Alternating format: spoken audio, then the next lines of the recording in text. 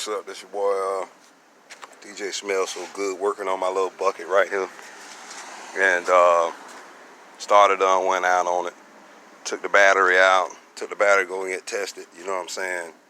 And the battery was good. So process elimination, you know what I'm saying? It's been giving me a click, click, click sound, you know what I'm saying, for the past like 2 weeks, well, probably about 2 or 3 weeks.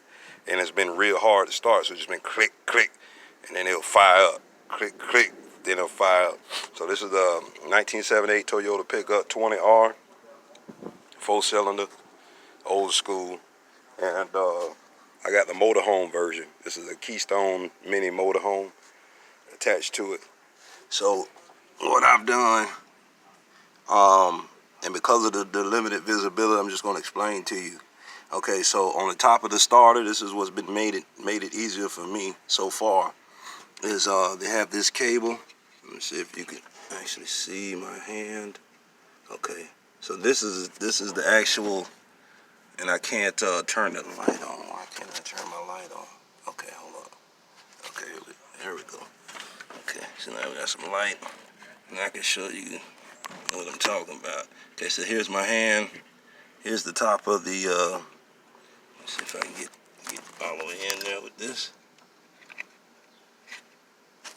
Okay, there we go. So this is the top of the solenoid. This is the wire to your battery right here that sits on top of it. The negative wire. So it was just a bolt that sat on top. The bolt was a 13mm bolt. I unloosened that first. You know what I'm saying? They take that off. That moved out the way. Right underneath it is a little clip. And I done moved it now. There's my clip at. There's my clip. I took the clip out the way because there's another little clip over there, and I didn't want to get them confused. You know what I'm saying? When I go back to clip it back in. And then it's 2 bolts to the starter. Okay, let me get this back right. And this is my other bolt. So you got a bolt here on the top, and then a bolt on the bottom. Both of them are 14mm. So I'm using this double 3-inch extenders. So I got 2 of them, and I'm able to get in real good. And I also have the this socket was not the standard. It's not your standard ratchet. It's the excuse me for all the bumping, but see, that's the swivel ratchet. So it makes it easier to move it up and down, and then you can get a better grip. I don't know, you know, this is what I'm using, so I'm just letting you know. Alright, so I'm gonna go ahead and back this out.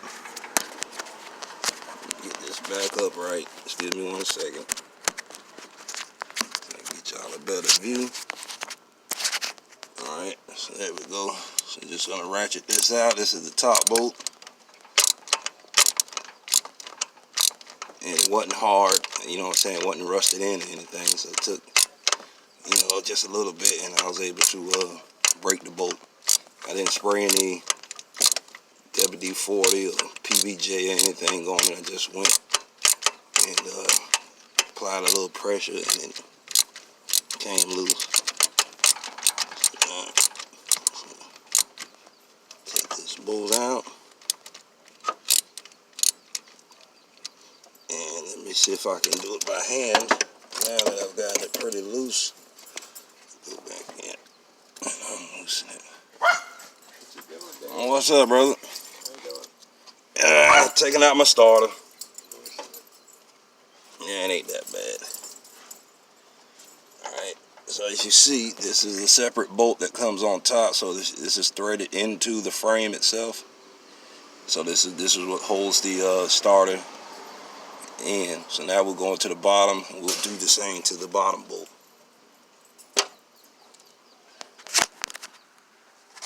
And make sure you keep your parts and have a magnet in case you drop a bolt or something. Right. Go underneath here and find that other bolt. 1 second. I'll show you guys. Okay, so here's the other bolt. You know what I'm saying, that we finna take out. And I don't know how I can position this. But... Alright, hold on.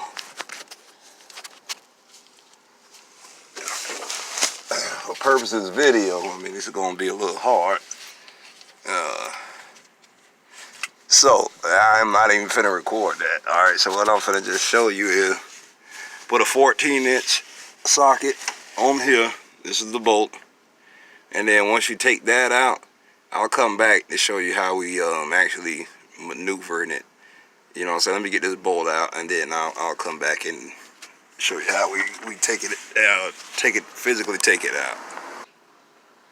Alright, so this bolt, I would probably suggest to go ahead and put some WD-40 or not WD-40, the PBJ blast.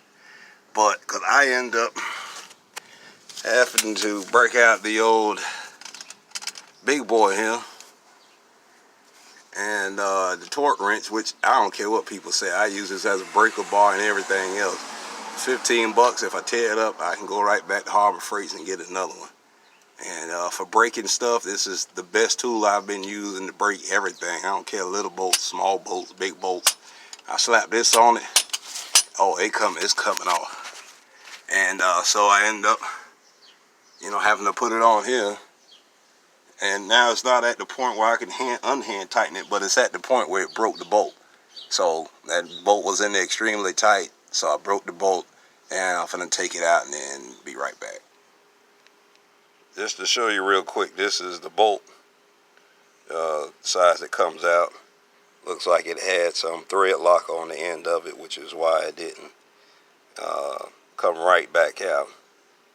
It's probably a good thing to put some thread locking back on it. I ain't got none, so we're gonna get it how we live and make it do what it do. Alright, but that's it. That's the bolt right there. Don't try to strip it out. See, I almost stripped it out by doing that. So I ended up, to prevent this from stripping out, because you don't have enough work room, I went ahead and jacked it up to give me a proper space to use the breaker bar straight up. You want to use it straight up. You don't want to be trying to rig it up in there. If you can't do it straight up, you want to get a jack it up, you know what I'm saying, so you can come at it straight up and you won't strip the top of this bolt like I almost did. That means stripping right there. When you start seeing it glazed over and smoothed over on the ends, you don't want that. You want pointed ends all the way around, because you start losing grip, and then you got to start buying special little sockets and all that add extra grip, you know what I'm saying, to get these off. So now, let me put my bolts out of the way. Answer nobody. There's nobody calling. All right, now let's